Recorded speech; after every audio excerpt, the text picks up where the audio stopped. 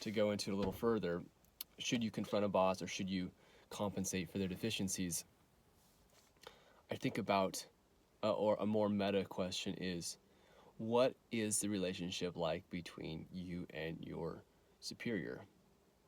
And if you don't have the ability to question and have a free flow of ideas and information between the two of you, I don't think it's a very healthy working relationship.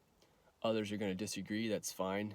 And people far more successful financially than me and career stats wise than me are going to say, yes, compensate for the boss's deficiencies.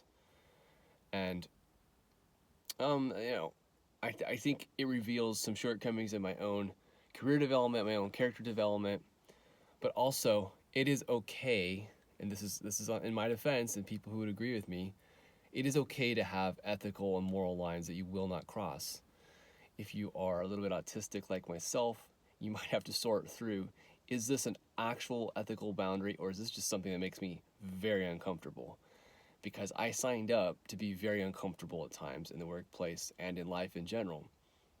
But I do have ethical boundaries and I do have moral lines and moral limits on my behavior. And while I'm not responsible for other people, you take it out to the extreme example of, if you were a Nazi, would you do the things that your Nazi superior told you to do?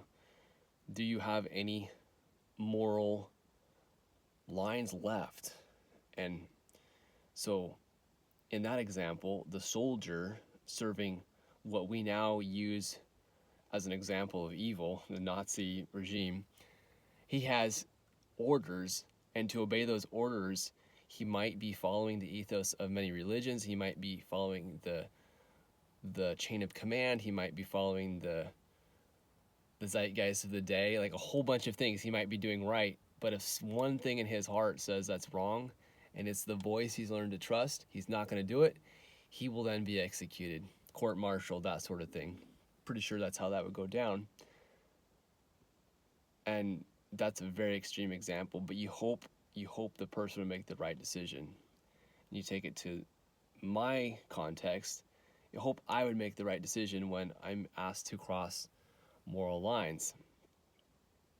But I think the only way to know and not just live in perpetual gray is to really ponder these things before it happens in real time. So that's what I do.